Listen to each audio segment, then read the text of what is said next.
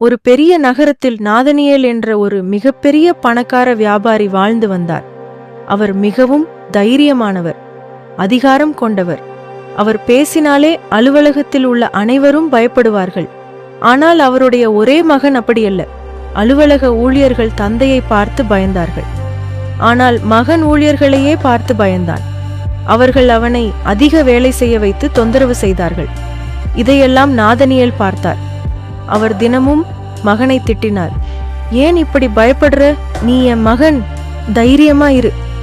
எவ்வளவு முயற்சி செய்தாலும் மகன் மாறவே இல்லை. அவனுக்குள்ள பயம் போகவில்லை.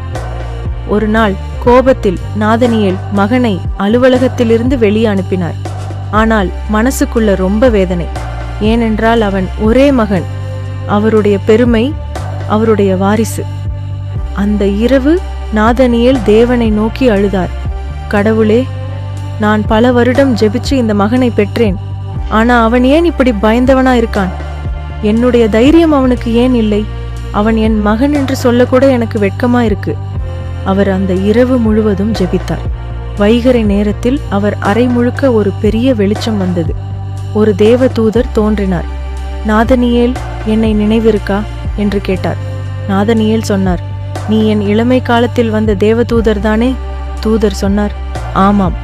இந்த முறை உனக்கு பணி கொடுக்க வரலை, உன் வாழ்க்கையின் ரகசியத்தை சொல்ல வர்றேன். அப்போ நாதனியேலுக்கு பழைய நினைவு வந்தது. அவர் கல்லூரி முடிக்கும்போது ஒரு தேவதூதர் வந்து சொன்னார், ஒரு இருண்ட தீவு இருக்கு. அங்க ஒரு மக்கள் கூட்டம் இருளில் வாழ்றாங்க. அங்க போனவர்களை கொன்று கடலில் போடுவாங்க. ஆனா கடவுள் உன்னை அங்க அனுப்ப விரும்புறார். அந்த தீவுக்கு யாரும் போக மாட்டார்கள். பல கப்பல்கள் அந்த தீவுக்கு செல்லாமல் திரும்பி போய்விடும். நாதனியேல் பயந்தார். அந்த பணியை ஏற்கவில்லை. பல நாட்கள் தூதர் வந்தார். ஆனால் நாதனியேல் மறுத்தார். இறுதியில் தூதர் சொன்னார், ஒரு நாள் நீ கடவுளை நோக்கி அழுவாய். அந்த நாளில் நான் திரும்ப வருவேன். பிறகு நாதனியேல் திருமணம் செய்தார். ஆனால் 8 வருடம் குழந்தை இல்லை. அவர் தினமும் அழுதார், ஜெபித்தார். ஒரு நாள் கடவுள் அவருக்கு ஒரு மகனை தந்தார். ஆனால் அந்த குழந்தை சிறுவயதிலிருந்தே எல்லாவற்றுக்கும் பயந்தான். இருட்டுக்கு பயம், மக்கள் கூட்டத்துக்கு பயம், சத்தத்துக்கு பயம், எல்லாத்துக்குமே பயம்.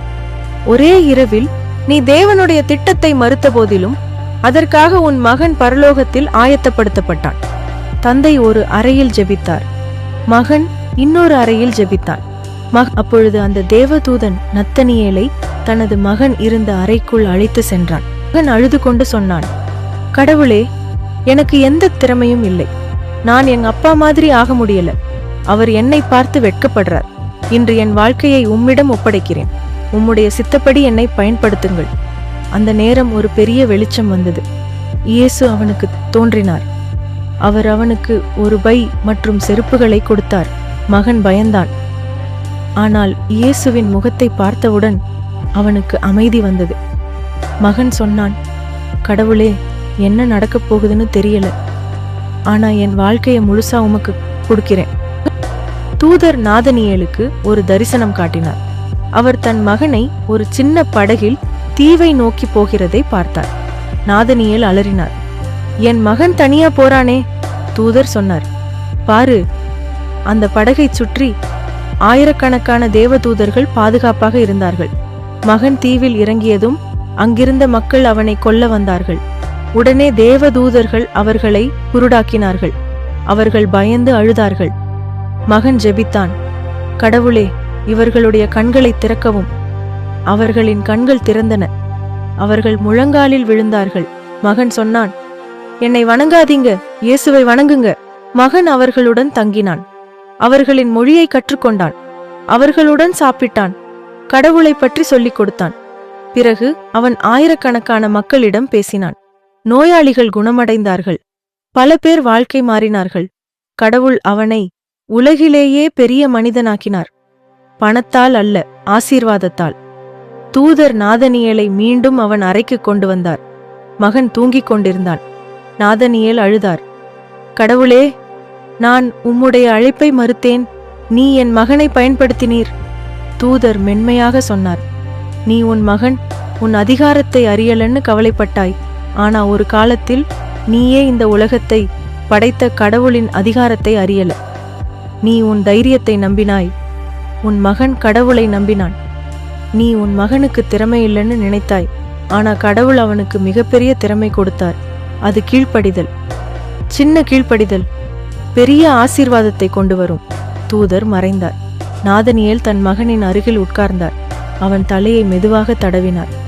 மன்னிச்சிடு மகனே, நீ கடவுளின் அதிகாரத்தை தெரிஞ்சுக்கிட்டே நான் மறந்துட்டேன். அந்த நாளில் ஒரு பெருமை கொண்ட தந்தை ஒரு தாழ்மையான மனிதனாக மாறினார். ஒரு பயந்த மகன் கடவுளின் கருவியாக மாறினான்.